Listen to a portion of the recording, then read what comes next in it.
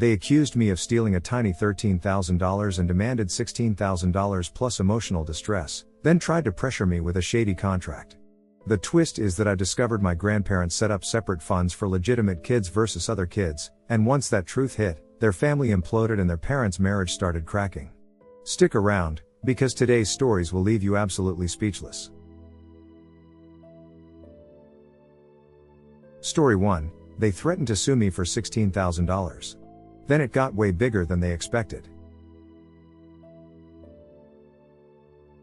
It all started about a year ago, and honestly, it was one of those situations where one small misunderstanding turns into a full-blown family disaster. When I was 3, my grandparents passed away. Before they did, they set up a savings account in my name. The whole point was that I wouldn't touch it until I turned 21. By then, it had just over $300,000. My grandparents also left a letter. They said they wanted the money shared fairly with any other Smith-Jones children. And they really emphasized the word fairly. They didn't spell out a strict formula like split it evenly. They basically told me to use my judgment. Here's where it gets messy. I don't have full siblings, but I do have 2 half-brothers on my dad's side. Their names are Mac and Joe Smith. Their mom is my dad's wife at the time, and my grandparents knew about them. Because of how the letter was worded, I technically didn't have to give Mac or Joe anything. But I still tried to do the decent thing. Since the money came from my grandparents, I decided the fairest move was to split it evenly between us. So I mapped it out, $100,000 for each of us. And I figured when Mac turned 21 and took his $100,000, we could sort out anything left over together. When I turned 21, my dad suggested I buy a house with my $100,000. I found a place I loved, but it was $130,000 and I couldn't get a mortgage. So my dad told me to borrow the difference, $30,000, from the savings account itself. I agreed. I planned to pay it back before Mac and Joe hit 21. I've been repaying it ever since. Here's the important part, the account should have been about $208,000 right now, but because I withdrew some money and then repaid it, it's sitting around $195,000. That means I still owe $13,000. Then Joe turned 21. I was handing him his $100,000 when he noticed the balance was lower than what he expected. I explained that I borrowed money for the house and I was paying it back, and that I planned to have everything corrected before Mac turned 21. Joe didn't buy it. He told Mac, and suddenly I'm being accused of stealing their inheritance. They demanded the full $13,000 back, plus they claimed I owed them extra for lost opportunity, like they would have had that money earning something. They also wanted it all paid by this summer, which is insane because that gave me less than 6 months to bring the account back up to where it needed to be. I told them I could do it, but only on the timeline we had already been using, which was about 2 years. That's when they wrote up a contract. I went to sign it. And stopped cold. The contract said 6 months. Not 2 years. I refused to sign. They told me to figure it out, because they believed they were entitled to the money and they would get legal advice. Later that same day, I got an email. It was clearly written by someone who knew exactly how to make it sound official. They said they planned to sue me for $16,000, plus whatever was currently in the account, and then add damages and claims for emotional distress. At that point, I'd already given Joe about $50,000 of his $100,000, because he wanted installments. So I responded plainly, legally, they weren't entitled to any of the money they were demanding. And honestly, based on their behavior, I wasn't going to reward the drama. I told them the $50,000 was all they were getting. Then the barrage started. Texts, calls, emails. They were furious that I broke the deal, even though they were the ones who changed the timeline. I blocked them. And then they went to social media. They posted that I was trying to steal their inheritance and trick other family members into turning on them. It mostly worked. I started getting messages from people I barely even knew. But then something even stranger happened. A guy named Chris Smith messaged me. He said he was 27 and that he was my half-brother. I had never met him. But he sent photos of him as a kid with our dad, our grandparents, and even me. Like, actual proof, not just claims. Then he told me he also had an account set up with about $150,000.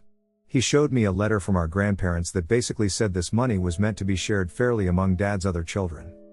And he dropped another bombshell. We have another half-sibling, 18 years old. He'd been searching for me for a while, but he only found me because my dad tagged me in Joe's post. So we did what you should do when someone suddenly claims they're connected to your family fortune. We checked with a solicitor. The solicitor confirmed something that made everything click. Because Mac and Joe are legitimate children, they aren't entitled to anything from Chris's fund. And since Chris's fund is for Dad's children born out of wedlock, my half-brothers can't claim it. Also, because Mac and Joe are still my half-siblings, they aren't entitled to anything from my grandparents' Smith-Jones fund either, since that letter was specific in a way that didn't include them legally. So I sent Mac and Joe a formal letter. I told them to back off, stop posting about me online, and enjoy the $50,000 they'd already gotten, because that's all they were getting. Here's the part that made my stomach drop. The day they received my letter, Chris got a message from my dad asking if Mac and Joe could have some of Chris's fund. Chris told him no. And then Chris said something else that mattered. He told Dad they had met before, and he wasn't going to let anyone rewrite the rules after the fact. Chris also gave me permission to tell Mac and Joe about him and about the other half-sibling. So I did. After that, the entire situation started to look less like a money dispute and more like a house of cards collapsing.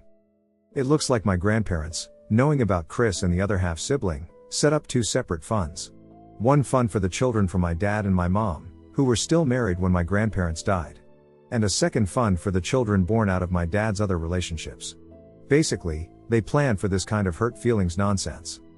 So now I'm dealing with backlash from everyone who believed the social media version of events. But I'm holding firm. And the real kicker is what happened inside my dad's household. Mac and Joe realized I wasn't going to fold. And it sounds like this blew up their family dynamic. Joe has all the money and refuses to share, which left Mac feeling even more screwed. Meanwhile, their stepmom apparently didn't know about the other half-siblings at all, and she didn't know that my half-sister was born after she and Dad got married. At some point, it got so bad that stepmom apparently made my dad move into a hotel and won't let him come back. So yeah, my decision didn't just cost them a little money. It cost them their chance to pressure me, and it forced all the hidden details into the open. My dad has been begging me to reconsider, claiming it would be easier if I just worked something out. But I'm done. I'm done with Mac and Joe. I'm done with the threats and the contract bait and switch. I'm done with trying to keep peace with people who were ready to sue me over $16,000 and then throw in emotional distress claims like it was some kind of negotiation tactic. Honestly, the only people I'm still close with in all of this are Chris and my half-sister. Everyone else can live with the mess that got created once they decided to turn a fair judgment into a legal threat.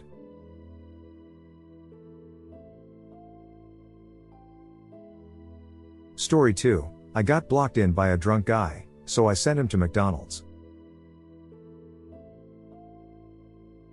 It all started about a year ago, and honestly, it was one of those nights where you just want to go home and not make a scene. My mother-in-law had flown in from across the country to visit my fiancée at the time, now my wife. We lived in a downtown apartment in Vancouver, and our garage door opened straight into an alley. Right next to that alley entrance was a liquor store, so we were constantly dealing with people who parked like they owned the place. We'd had a few run-ins before, the usual screaming matches and dirty looks. But this one stuck with me. We were rolling back late, around 8 or 9 at night. There's this guy, I'll call him Christopher. He parked directly in front of our garage door, then went into the liquor store. When he came back out, he saw us sitting there, waiting on him to move so we could park and get inside. At first, he said something slick from inside his car.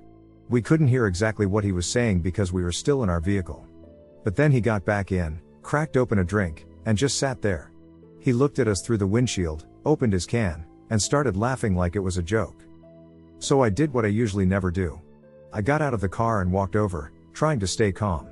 I've been in enough blow-ups to know how fast things can spiral, and I also did not want my future mother-in-law watching me turn into a lunatic. I asked him, politely, to move so we could get into our garage. Just a normal request. And he responded by telling me to basically go screw myself. Then he said he would do whatever he wanted. Look, I tried again. I kept it simple. I told him he was blocking our garage and asked if he could just pull up a bit. That's when it went from obnoxious to dangerous. Christopher got out of his car and stepped right into my space. He was practically face to face, trying to bait a fight. I stayed calm, still trying to end it without making a scene in front of my family. I kept telling him to get back in his car and leave. Eventually, he started pushing me, like he was counting on me to react. I called the police. And while I'm on the phone with the dispatcher, he was still right there, inches from my face. So I leaned back and put my arm out to create space, still talking to 911. The second I did that, he switched gears. He screamed that I assaulted him. He said he needed police help. Now, because we were downtown and the call wasn't some hour-long wait, police arrived fast. Like, within a minute. And when the officers showed up, Christopher's whole vibe changed. He went from aggressive to acting like a victim. He tried to spin it like I approached him while he was sitting in his car and threatened him. Here's the part that saved me. My fiancé and my mother-in-law were still in the car, and they backed up my version immediately. They saw what happened. Plus, he was parked illegally in front of our garage entrance. The police weren't buying the story. They told him to leave. But then the officers noticed something else. In his console, there was an open can of alcohol. They pulled him back out and demanded a breathalyzer. Bad news for him, he'd already finished the can before he got out. So he tried a new story, saying he found it on the road and was planning to return it for the deposit. They ran the test anyway. His alcohol level was under the limit for a DUI, so the cops couldn't hit him with that. But they stayed there until he drove off. Before he left, he tossed his business card out the window at me and said, "You don't even know who you're messing with." I picked up the card, and I was furious. I was already thinking, okay, how do I make this stick to him? The problem was, I didn't really know what to do with his info. Then the next day I looked him up. Christopher wasn't some random nobody. He was a freelance graphic designer. He had a website with his portfolio and even a downloadable PDF resume. So I downloaded his resume. And that's when the revenge plan clicked into place. I started applying for jobs on his behalf. I used his real phone number, his real address, and the resume he had publicly posted. I didn't do it with some complicated scheme. I just hit every easy, minimum wage job I could find. McDonald's, Starbucks, grocery stores, movie theaters, anything with a quick application. I applied to over 80 places. I kept going for weeks, whenever I had free time. And I never even had to see his face when the consequences started. Because I can only imagine what it felt like when he started getting callbacks. He was qualified for his design work, so he probably assumed the calls were about that. Then he'd answer, show up expecting one thing, and get told it was for a McDonald's interview, or a Wendy's, or some other place. For a month or two, he was probably drowning in phone calls and confusion, thinking he was getting opportunities, only to find out it was all minimum wage nonsense. And the kicker? When I checked his website again a few months later, it was gone or moved to a new URL. Like he was trying to disappear. So yeah, I'm not proud that it escalated into petty chaos. But I am proud of one thing. Don't block my family in and act like you can do whatever you want. Don't shove people. Don't turn yourself into a victim when the police show up. Because if you pull that crap, I will absolutely find your public information and make sure you spend your time doing interviews you never wanted. TLDR, he parked in front of our garage, acted like a bully, and got himself hired by the job market at McDonald's and every other easy application spot I could find.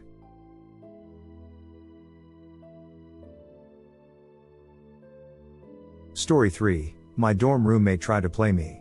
Then she got suspended. It all started about a year ago, my second semester of college. I just moved into the dorms, and from the jump I could tell my roommate was going to be trouble. Not like, maybe she's just messy trouble. More like, this person is going to find a way to make your life harder trouble. I was already planning to move rooms the next semester because I had friends in a different area. But before I could even get there, she pulled something that made my blood boil. On our campus, you paid for meals using your student ID. Every semester the school loaded a certain amount of money onto your card. You could also use an app to make purchases easier, but here's the key detail. The name and ID info had to match exactly, or it wouldn't work. Fall money rolled over into spring, and then at the end of spring it expired. I'm the kind of person who eats once or twice a day, so by the time I noticed what was going on, I had a decent chunk saved up on my card. My roommate, on the other hand, never seemed to have funds. So I did what a lot of people would do when they're trying to be nice. I offered to cover her meals sometimes, but only if she'd pick up the food for both of us. The deal was simple, she would use my card in person, take the food, and then hand the card back. For a while, it was whatever. Then one day I checked my app and noticed something that didn't make sense. My card was getting charged, but not for one meal. It was getting charged for multiple meals, like a group order. The wild part was that I hadn't ordered anything. I didn't even need to overthink it. I'd had my card in my pocket when the charge hit. So either someone stole it and used it, or she figured out how to use my info through the app. Both options were huge violations on campus. Honestly, at first I wanted to confront her. But then I realized confronting her would just give her time to lie, delete stuff, or talk her way out of it. So I decided to get patient. That same day, I ordered a second student ID for $25. It took a couple weeks to arrive, which was perfect. In the meantime, I let her keep borrowing my card. Over the next couple of weeks, she charged meal after meal to my card for herself and her friends. And she wasn't even subtle. People would come back to our dorm and eat like it was no big deal. Meanwhile, I started stacking evidence. Every time the app showed a new charge, I screenshot it and emailed the app support team. I knew nothing would happen until I reported it properly in person, but I wanted a paper trail ready. Then she made it even worse for herself. One day, I saw a charge that was not a meal. She'd bought alcohol with my card. Here's the thing, I was over 21, so alcohol purchases didn't raise alarms for me. But she was 19. So she either found a way to make it work anyway, or she was just getting away with it because the system didn't catch it the way it should have. Either way, this was the moment I knew I had my opening. I put on my best I'm not accusing, I'm just confused face and contacted the heads of campus living in my dorm. I told them I had new information, and I hinted that it might be tied to my roommate. I also mentioned I'd gotten a replacement ID and asked what I was supposed to do so the old one couldn't be used. They told me to activate the new card once it arrived, deactivate the old one, and make sure it flagged any attempts to use the old ID. They also said they'd come to my dorm to talk to my roommate. So I waited. When they finally sent the confirmation email about the visit, I went into full revenge mode. My roommate was in the room complaining that she didn't have money for food. I acted like I was totally tapped out too, like I couldn't help her anymore. She laughed it off and stormed out like she was annoyed with me. The second she left, I deactivated my old ID. And of course, the timing was too perfect. She came right back and tried to use my old info anyway. This time, her transaction got declined. Worse, the system flagged that my ID had been used. Campus security got called immediately.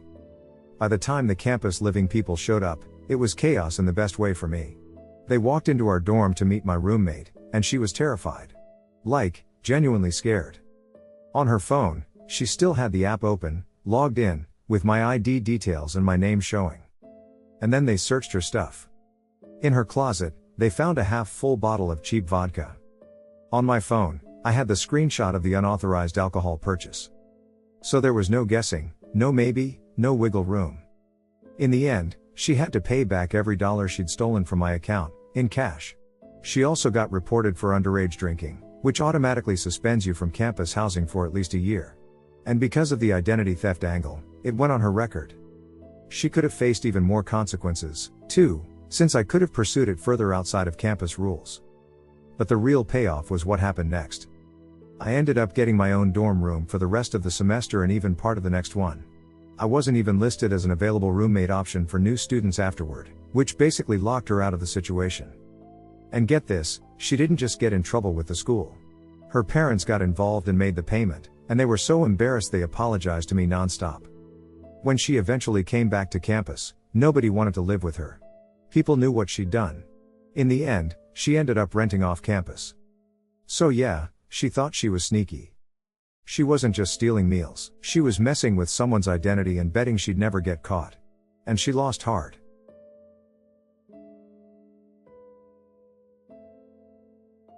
Story 4, I used my boss's old reports to prove a point. It all started about a year after I got hired at this bank job in Boston. Let me just say it straight, the place was brutal, but my boss, Paula, was on a whole other level. When I first joined her team, they sold it to me like it was some high-level project with big visibility. In reality, it felt like a setup. I was basically compiling reports and pulling data from people who were terrified of her. And Paula had one favorite hobby, finding something to tear apart. Not the important stuff, either. She'd nitpick the formatting, the wording, the cover letter style. Anything except the actual numbers. One of my weekly responsibilities was a report tracking oil-related warrants tied to Nigeria. Quick version, a warrant is basically an agreement to buy at a set price, even if the market price swings wildly. So if the contract said $30 a barrel but the market jumped to $90, that difference could turn into a serious liability. That's why we had to monitor it and report it every week. But every week, without fail, Paula would review my update and rip me apart over tiny, pointless details. Fonts. Phrasing. This sentence doesn't sound professional. That layout is wrong. Meanwhile, the numbers were correct, and she still acted like I'd committed a crime. Then one day, I was digging through the network drives and I stumbled on an old folder. Same kind of project, same report structure, and the scary part was that it was Paula's work from before she got promoted and handed a team. Honestly, I don't know what I expected to find. But once I saw it, the idea hit me immediately. If she was going to destroy my work for the format and language, then I'd give her exactly what she liked. I took her old template, copied her structure, and rewrote the report using her cover letter style and wording. I only swapped in the current numbers and the relevant updated information. Then I brought the printed reports to her office for review and sign off. Big mistake on her end, because she flipped through it and absolutely lost her mind. She stopped and asked what happened to the old format. I played dumb and said, "Since you didn't seem to like what I was doing, I figured I should switch it back." She went off. Full rant. She said it was worse than before, probably the worst I'd submitted. She kept going and going, and I just sat there, calm as anything, not trying to defend myself or interrupt. Finally, she looked at me and asked, "What were you thinking when you made these changes?" So I told her the truth. I said I used the same formatting and language she used years ago. I told her I found the folder online on the network, then used her past work word for word, just updated with the current numbers. And I handed her printouts of her old reports and her old letters so she could compare. For a second, she just stared at me like her brain had frozen. Then I asked, "If this is bad, should I go back to my version?" She didn't even argue. She just signed off on the reports and told me to send them as is. I only asked one more time because I wanted to be sure I didn't get blamed later. I said, "You're sure it's fine to send? Because earlier you said it was basically unreadable." She waved me off and said, "They're fine as they are. We don't have time to redo them." So I sent them out. Here's the part that makes it delicious. I wasn't just guessing. I made sure I saved everything. Every template, every old letter, all of it. And I noticed something later. Paula had started deleting or moving those older folders after I found them, like she realized what I'd uncovered. So we went back and forth for the rest of my time there. I'd use her templates and her old language, then wait for her to rip into it like clockwork. And she kept doing it, right until she finally caught on that I'd grabbed the files. When she confronted me again, I didn't act guilty. I told her I built SOPs based on her old work and saved the files locally, because it made sense to keep a reference. That was the end of it. A few months later, I quit. And honestly, when I walked out, I felt like I finally got my breath back. Yeah, fuck you, Paula.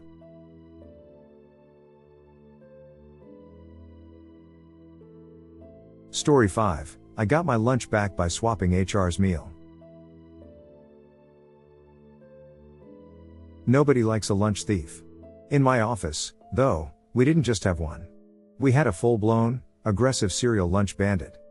It started as rumors, honestly.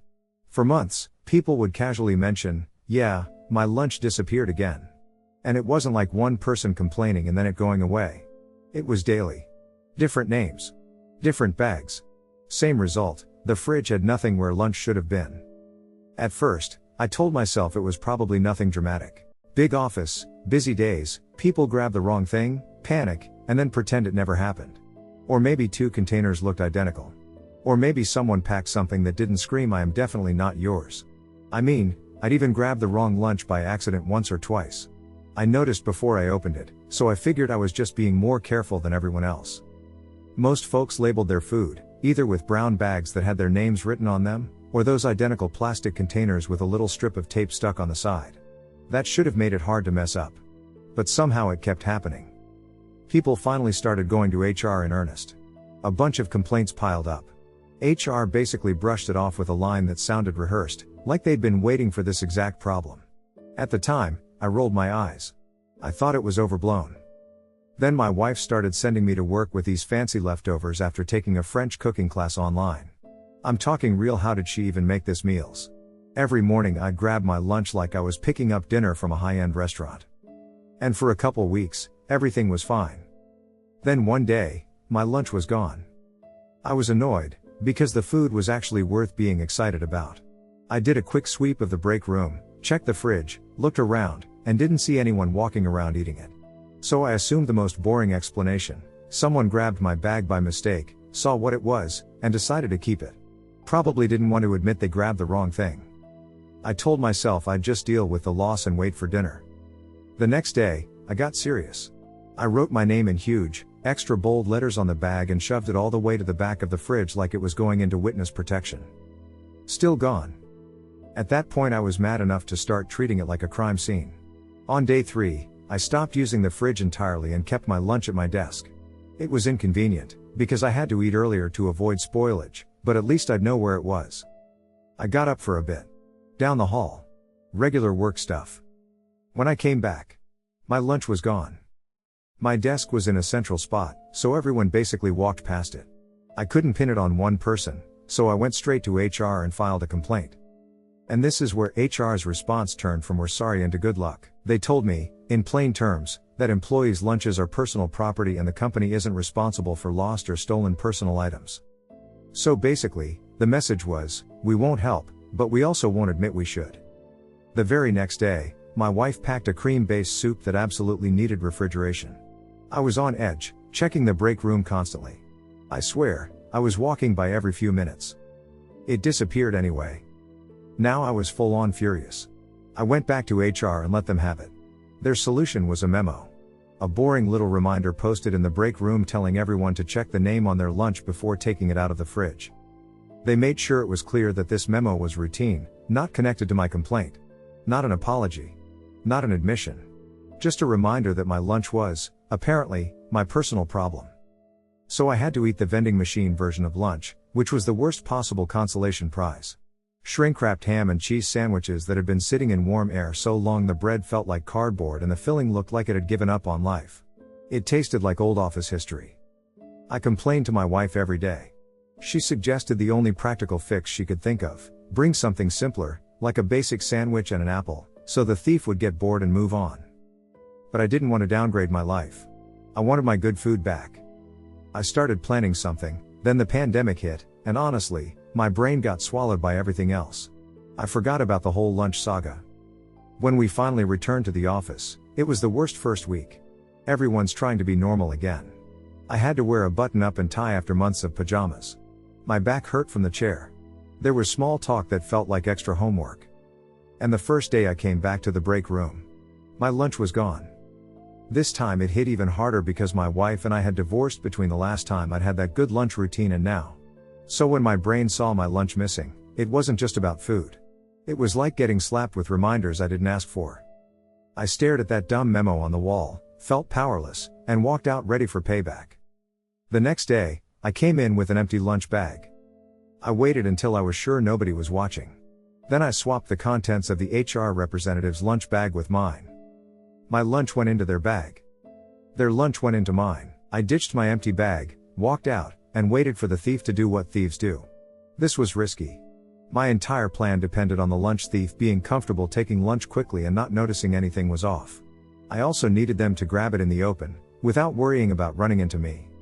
So I made it obvious I wasn't around. I walked around the office loudly saying I was headed to a meeting and wouldn't be back until around 3 o'clock. I even moved my car to another spot a couple streets away. Then I sat in my car for hours, worked remotely, and waited. After a while, I snuck back into the building using the back stairwell. I sat just outside the break room, out of sight where you can hear everything. And then, after about 20 or 30 minutes, I heard it. HR, what the heck, Kyle? That's my lunch. Lunch thief, nah. It's not your name on the bag. HR, give it to me. I'm not going to lie, the next part is the moment that made my stomach finally unclench. I heard them open it. I heard the confirmation. HR, yeah. That's my name. Let's head to my office for a chat. Later, HR called me in too. They said they were aware of my break room hijinks, which was HR speak for "we saw what you did, but we're also not mad because it worked." They warned me it was a policy violation to move another employee's lunch. I had to bite my tongue so hard it almost hurt, because all I wanted to say was, "You told me lunches are personal property and you're not responsible." Still, they made it clear they had already identified the thief and things would be handled. And the best part? The reveal happened in front of the whole break room. So everyone found out who had been stealing lunches. Kyle didn't just get caught. He got turned into the office pariah. He was supposedly up for a promotion. That promotion? It was indefinitely off the table. I didn't do this for applause. I didn't do it to become some hero. I did it for one reason. I wanted my lunches back. And I got them back.